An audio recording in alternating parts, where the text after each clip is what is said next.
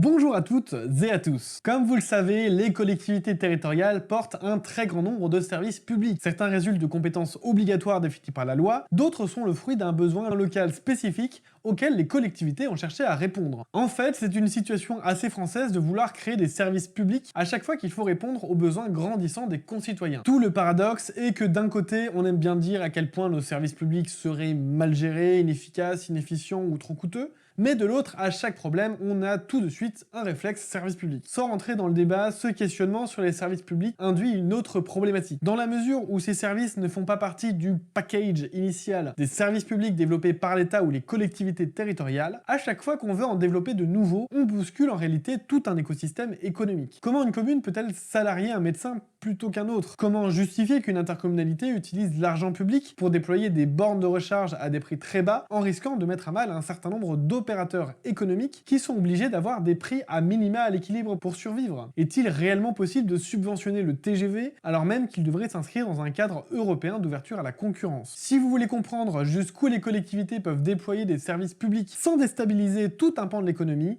cette vidéo est faite pour vous.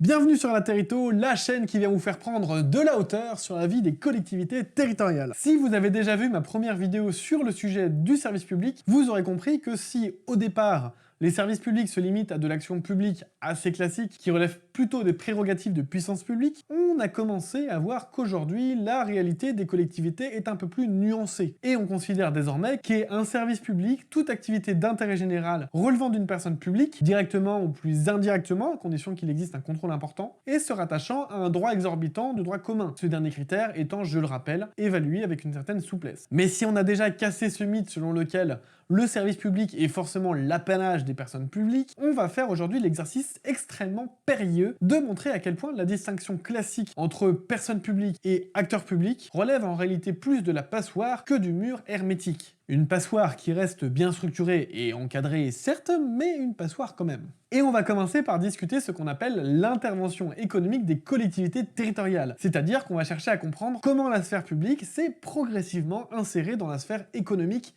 concurrentielle. Prêt? C'est parti!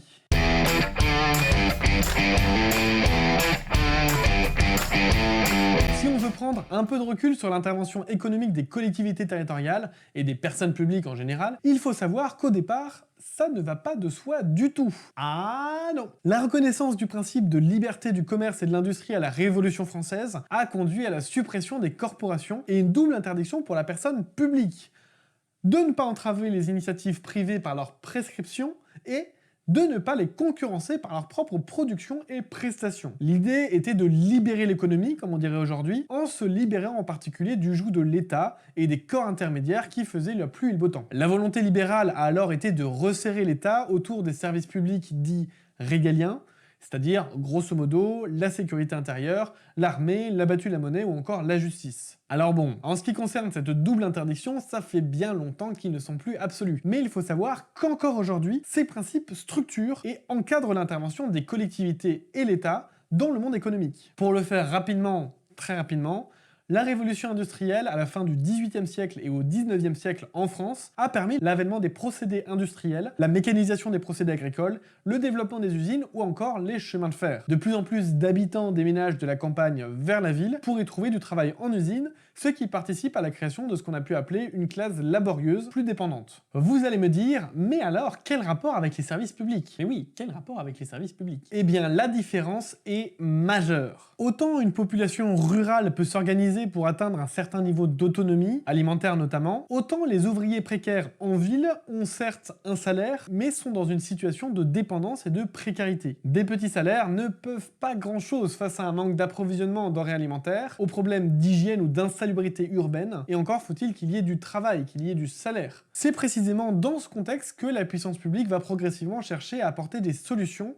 des services, pour répondre à ces nouveaux besoins qui émergent tout au long du 19e siècle. Des ratifications, construction de routes et de rues, grands projets de reconfiguration urbains comme ceux menés par le baron Haussmann à Paris, etc., etc. On parle donc bien, on le voit, de services d'intérêt général, portés par des personnes publiques grâce à des prérogatives de puissance publique. Ce n'est pas tout à fait un hasard si c'est dans ce contexte de développement de services publics de proximité que se développent les collectivités territoriales, avec en particulier la loi sur les conseils généraux de 1871 qui affirme le rôle clé des départements et la grande loi municipale de 1884 qui donne un large pouvoir d'initiative aux conseils municipaux qui règlent par leur délibération les affaires de la commune. Les historiens ont progressivement développé le concept de socialisme municipal pour qualifier ce mouvement d'appropriation de nouveaux services à un niveau local. Habitat social, santé publique, culture, écoles, transports, bains municipaux ou encore la construction de piscines, stades ou théâtres, toutes ces actions sont progressivement engagées par les collectivités territoriales, au premier rang desquelles les départements et les communes. Vous admettrez qu'on est quand même assez loin de nos services publics d'État limités aux régaliens. Et pourtant, c'est toujours le cadre libéral de non-intervention des personnes publiques dans la sphère économique qui prévaut. Il nous manque encore donc une petite bascule juridique qui permette d'accompagner le développement de tous ces nouveaux types de services publics par les collectivités. Et cette bascule a justement lieu au tout début du XXe siècle, par deux grandes jurisprudences édictées par le Conseil d'État.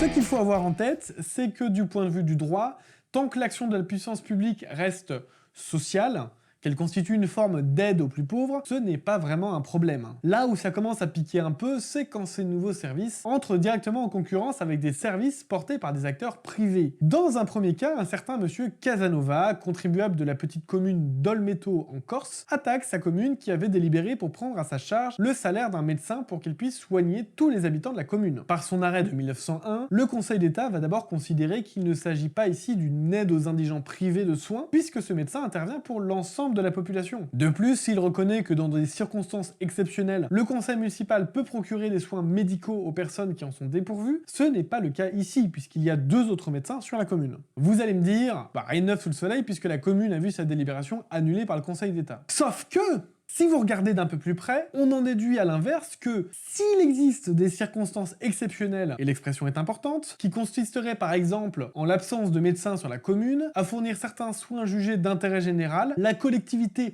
aurait été légitime à payer ce médecin. Haha, vous ne l'avez pas vu venir celle-là. Et oui, c'est la première fois que le Conseil d'État reconnaît la possibilité qu'une collectivité intervienne dans la sphère privée. Alors, on n'est pas non plus sur un triomphe absolu d'un pouvoir communiste, mais à partir de là, la tendance va s'accentuer petit à petit jusqu'à ce qu'une nouvelle bombe jurisprudentielle n'éclate un beau matin de 1930. Enfin une bombe.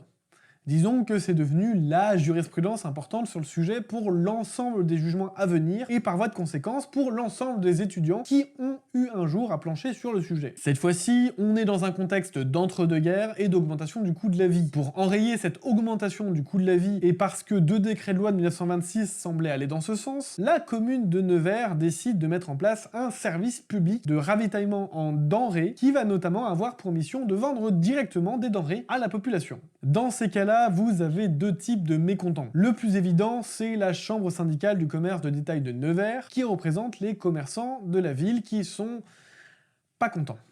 Et pas contents, on les comprend. Un peu moins évident mais tout aussi logique, certains contribuables ont trouvé que ce n'était pas une très bonne manière d'utiliser leur impôt pour développer un service qui en plus est déjà assuré par des acteurs privés. Pour vous divulgacher l'affaire, le Conseil d'État va à nouveau considérer que c'est bien le conseil municipal qui était en tort. Mais il va pour la première fois mettre en avant un cadre qui est maintenu jusqu'à aujourd'hui. Il va rappeler de 1 que les activités ayant un caractère commercial restent en règle générale réservées à l'initiative privée, et il faut pas déconner non plus, et de 2 que les collectivités peuvent intervenir sur le champ économique si, en raison de circonstances exceptionnelles de temps et de lieu, un intérêt public le justifie. L'intervention économique de la puissance publique est possible, mais reste subordonnée à 2 conditions. Un intérêt légitime à satisfaire et une carence de l'initiative privée. Et si vous allez voir n'importe quel jugement du Conseil d'État encore aujourd'hui qui porte de près ou de loin sur la question, il va toujours reprendre cette règle. Et en plus, pour pas trop s'embêter, il va le faire en général avec ces mêmes mots. À noter que ces 2 principes issus de cette jurisprudence de 1930 sont encore aujourd'hui la règle,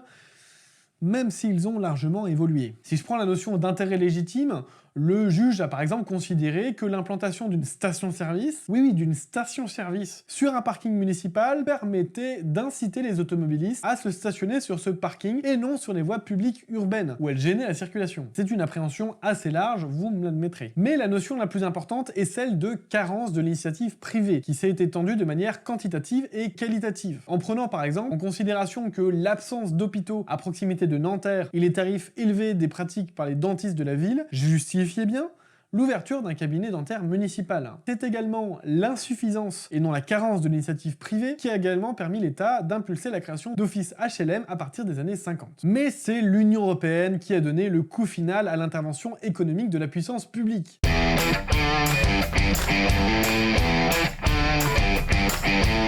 Pour rappel, un des objectifs majeurs de l'Union européenne consiste à encourager le plus possible les échanges de biens et de services entre l'ensemble des pays de l'Union européenne, dans un cadre réglementé de libre concurrence. Elle a pour cela travaillé à réduire les droits de douane, mais aussi l'ensemble des réglementations et aides d'État qui auraient pour effet de réduire la situation de libre concurrence sur son territoire. C'est au nom de ces principes que l'Union européenne a par exemple défini la plus grande partie des règles de la commande publique que nous connaissons aujourd'hui. Si on revient à notre affaire de service public, l'Union européenne va pousser le bouchon encore un peu plus loin. Enfin, vraiment beaucoup plus loin. Pour elle, la question n'est pas tant de savoir qui va intervenir dans la sphère économique, mais plutôt de savoir comment. Autrement dit, ça ne pose absolument aucun problème que l'État ou les collectivités interviennent dans la sphère concurrentielle, à condition qu'ils se plient aux règles du privé. Et ça va très très loin, puisque les collectivités peuvent non seulement porter un certain nombre d'activités économiques, mais elles peuvent même être candidates pour répondre à des marchés publics ou à des délégations de services publics. Et oui, vous avez bien entendu, une collectivité peut désormais candidater et répondre à un marché public. Ça a été le cas par exemple pour le département de Charente-Maritime, qui s'est doté d'un service en charge du dragage et qui a cherché à amortir le coût de ses équipements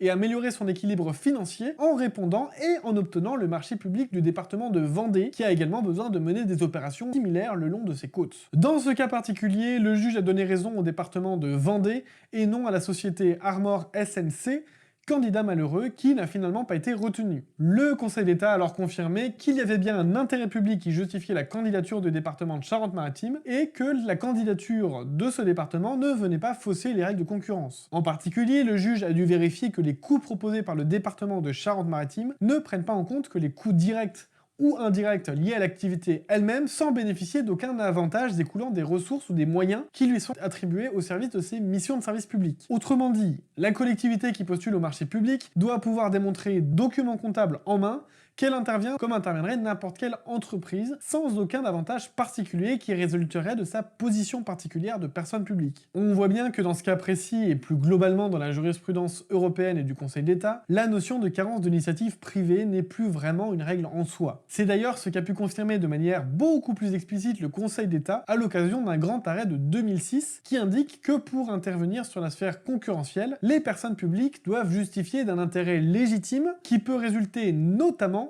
d'une carence de l'initiative privée. Cette carence de l'initiative privée n'est donc plus qu'une manière parmi d'autres de confirmer l'intérêt légitime apporté à une activité économique. Je crois qu'il est grand temps de se faire une petite synthèse sur l'intervention économique des personnes publiques, et je vous propose de reprendre et de compléter la synthèse faite par le Conseil d'État lui-même dans son fameux arrêté de 2006 en y rajoutant un certain nombre d'exemples concrets.